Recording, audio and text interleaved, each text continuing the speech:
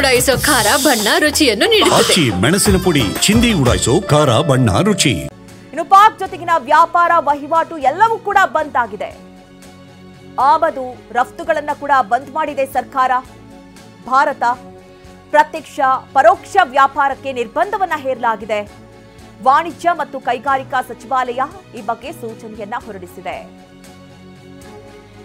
ನೋಡಿ, ಯಾವುದೇ ರೀತಿ ವ್ಯಾಪಾರ ವಹಿವಾಟು ಯಾವುದೂ ಕೂಡ ಇಲ್ಲ. ಇಷ್ಟು ದಿನಗಳಲ್ಲಿ ಸಾಕಷ್ಟು ದೊಡ್ಡ ಮಟ್ಟದಲ್ಲೇ ಆಮದಾಗೋದು, ರಫ್ತುಗಳಾಗೋದು, ವ್ಯಾಪಾರ ವಹಿವಾಟು ಜೋರಾಗಿ ನಡೀತಾ ಇತ್ತು. ಆದರೆ ಈಗ ಸದ್ಯದ ಪರಿಸ್ಥಿತಿ ಇರುವಂತಹ ಕಾರಣಕ್ಕಾಗಿ ಯಾವುದೇ ಕಾರಣಕ್ಕೂ ಕೂಡ ವ್ಯಾಪಾರ ವಹಿವಾಟಿಗೆ ಅವಕಾಶವೇ ಇಲ್ಲ. ಎಲ್ಲವೂ ಕೂಡ ಬಂದ್ ಮಾಡಿದೆ ಭಾರತ.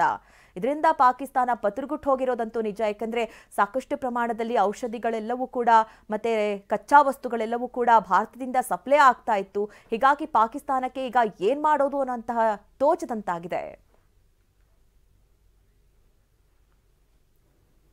ಈ ಬಗ್ಗೆ ಹೆಚ್ಚಿನ ಡೀಟೇಲ್ಸ್ ಅನ್ನ ನೀಡ್ತಾರೆ ನಮ್ಮ ಪ್ರತಿನಿಧಿ ಹರೀಶ್. ನೇರ ಸಂಪರ್ಕದಲ್ಲಿ ನಮ್ಮನ್ನ ಜಾಯ್ನ್ ಆಗ್ತಾ ಇದ್ದಾರೆ. ಹರೀಶ್, ಈಗಾಗಲೇ ಒಂದು ಕಡೆ ಗಡಿ ಭಾಗ ಕ್ಲೋಸ್ ಆಗಿದೆ, ವಾಯು ಪ್ರದೇಶವನ್ನ ಕೂಡ ಕ್ಲೋಸ್ ಮಾಡಿರುವಂತದ್ದು. ಹೀಗಾಗಿ ಒಂದ್ ಕಡೆ ಪೆಟ್ಟಿನ ಮೇಲೆ ಪೆಟ್ಟು ಪಾಕಿಸ್ತಾನಕ್ಕೆ ಬೀಳ್ತಲೇ ಇದೆ. ಅದರ ನಡುವೆಯೂ ಕೂಡ ಯುರೋಪಿಯನ್ ಒಕ್ಕೂಟವೂ ಕೂಡ ವಿಮಾನ ಹಾರಾಟಕ್ಕೆ ಒಂದಷ್ಟು ಹಿಂದೇಟನ್ನ ಹಾಕ್ತಾ ಇರೋದು ಕೂಡ ಕಂಡು ಬರ್ತಾ ಇದೆ. ಇದು ಯಾವ ಮಟ್ಟಕ್ಕೆ ಪಾಕಿಸ್ತಾನಕ್ಕೆ ಇನ್ನಷ್ಟು ಎಫೆಕ್ಟ್ ಆಗುತ್ತೆ ಅಂತ ಹರೀಶ್? ಹೌದು ಮಧು ನಾಗರಾಜ್, ಈಗ LOC ಆದ್ಯಂತ ಪಾಕಿಸ್ತಾನ ಅಪ್ರೋಚಿತ ದಾಳಿಯನ್ನ ಮಾಡ್ತಾನೆ ಇದೆ. ಅದಕ್ಕೆ ಭಾರತ ತಕ್ಕ ತಿರುಗೇಟನ್ನ ಕೊಡ್ತಾನೆ ಇದೆ.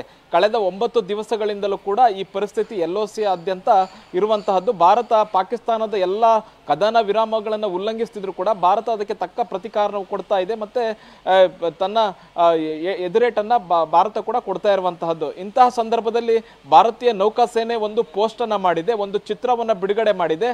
ಅಂದ್ರೆ ಭಾರತೀಯ ನೌಕಾಸೇನೆ ಸಾಮರ್ಥ್ಯ ಎಷ್ಟಿದೆ ಅನ್ನುವಂತಹದನ್ನ ಪಾಕಿಸ್ತಾನಕ್ಕೆ ತೋರಿಸುವಂತಹ ಪ್ರಯತ್ನ, ಅದ್ರ ಜೊತೆಗೆ ವಿಶ್ವಕ್ಕೂ ಕೂಡ ತೋರಿಸುವಂತ ಪ್ರಯತ್ನವನ್ನ ಮಾಡಿದೆ. ಸಮುದ್ರದ ಆಳದಲ್ಲಿ, ಸಮುದ್ರದ ಮೇಲೆ ಹಾಗೂ ಸಮುದ್ರದ ಮೇಲೆ ಆ ಗಾಳಿಯಲ್ಲಿ ಕೂಡ.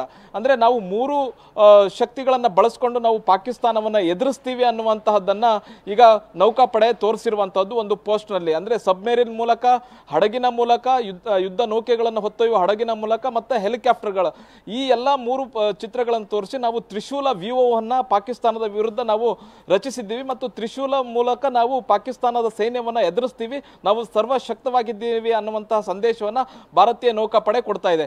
ಇನ್ನು ಪಾಕಿಸ್ತಾನಕ್ಕೆ ಒಂದಲ್ಲ ಏಟನ್ನ ಭಾರತ ಕೊಡ್ತಾನೆ ಇದೆ. ಪಾಕಿಸ್ತಾನದಿಂದ ಆಮದಾಗುವಂತಹ ಮತ್ತೆ ಭಾರತದಿಂದ ರಫ್ತಾಗುವಂತಹ ಎಲ್ಲಾ ವ್ಯವಹಾರವನ್ನು ಕೂಡ ಈಗ ಭಾರತ ಬಂದ್ ಮಾಡಿರುವಂತಹದ್ದು. ಇದು ಪಾಕಿಸ್ತಾನಕ್ಕೆ ತೀವ್ರ ರೀತಿಯಾದಂತಹ ಆರ್ಥಿಕ ಸಂಕಷ್ಟವನ್ನು ಉಂಟು ಮಾಡುತ್ತೆ. ಈಗ ಪಾಕಿಸ್ತಾನದ ವಾಯು ಪ್ರದೇಶವನ್ನ ಬಳಸಲಿಕ್ಕೆ ಬೇರೆ ಬೇರೆ ರಾಷ್ಟ್ರಗಳ ವಿಮಾನ ಸಂಸ್ಥೆಗಳು ಕೂಡ ಹಿಂದೇಟನ್ನು ಹಾಕ್ತಾ ಇರುವಂತಹದ್ದು. ಬಹು ಮುಖ್ಯವಾಗಿ ಯುರೋಪಿಯನ್ ಒಕ್ಕೂಟದ ವಿಮಾನ ಸಂಸ್ಥೆಗಳೇನಿವೆ ಅವುಗಳು ಕೂಡ ಪಾಕಿಸ್ತಾನದ ವಾಯು ಪ್ರದೇಶವನ್ನ ಬಳಸಲಿಕ್ಕೆ ಬಹಳಷ್ಟು ಹಿಂದೇಟನ್ನು ಹಾಕ್ತಿವೆ. ಹಾಗಾಗಿ ಅವು ಪಾಕಿಸ್ತಾನದ ವಾಯು ಪ್ರದೇಶವನ್ನ ಬಿಟ್ಟು ಭಾರತಕ್ಕೆ ಒಂದು ವೇಳೆ ವಿಮಾನಗಳು ಬರಬೇಕು ಅಂತಂದ್ರೆ ಅವು ಬೇರೆ ಮಾರ್ಗದ ಮೂಲಕ ಬರುವಂತಹ ಪ್ರಯತ್ನವನ್ನ ಮಾಡ್ತವೆ. ಇದು ಪಾಕಿಸ್ತಾನಕ್ಕೆ ಬಹಳಷ್ಟು ನಷ್ಟವನ್ನ ಉಂಟು ಮಾಡ್ತಾ ಇರುವಂತಹದ್ದು. ಮತ್ತೆ ಪಾಕಿಸ್ತಾನದ ವಿಮಾನಗಳಿಗೆ ಭಾರತದ ವಾಯು ಪ್ರದೇಶವನ್ನು ಕೂಡ ಭಾರತ ಮುಚ್ಚಿದೆ. ಇದರಿಂದ ಪಾಕಿಸ್ತಾನಕ್ಕೆ ತೀವ್ರ ತರನಾದ ಆರ್ಥಿಕ ಹಿನ್ನಡೆ ಉಂಟಾಗಿರುವಂತಹದ್ದು. ಮತ್ತೆ ಭಾರತ ಪಾಕಿಸ್ತಾನದ ನಡುವೆ ತೀವ್ರ ತರನಾದ ಉದ್ವಿಗ್ನತೆ ಸೃಷ್ಟಿಯಾಗಿರೋದ್ರಿಂದ ವಿಶ್ವ ಒಂದು ರೀತಿಯಾಗಿ ಆತಂಕದಿಂದ ನೋಡ್ತಿದೆ. ಅಮೆರಿಕ ಮುಖ್ಯವಾಗಿ 2 ರಾಷ್ಟ್ರಗಳ ವಿದೇಶಾಂಗ ಸಚಿವರ ಜೊತೆ ಮಾತುಕತೆಯನ್ನ ಮಾಡಿತ್ತು. ಅಮೆರಿಕದ ವಿದೇಶಾಂಗ ಕಾರ್ಯದರ್ಶಿ ರುಬಿಯೋ ಅವರು ಮಾತುಕತೆ ನಡೆಸಿದ್ರು.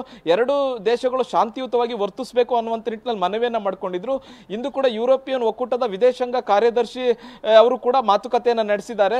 ಪಾಕಿಸ್ತಾನದ ವಿದೇಶಾಂಗ ಸಚಿವರು ಹಾಗೂ ಭಾರತದ ವಿದೇಶಾಂಗ ಸಚಿವರ ಜೊತೆಗೆ ಕರೆಯನ್ನ ಮಾಡಿ ಮಾತುಕತೆಯನ್ನು ನಡೆಸಿದ್ದಾರೆ. 2 ರಾಷ್ಟ್ರಗಳು ಕೂಡ ಸಂಯಮದಿಂದ ವರ್ತಿಸಬೇಕು, ತೀವ್ರ ರೀತಿಯಾದ ಉದ್ವಿಗ್ನತೆಗೆ ಹೋಗಬಾರದು.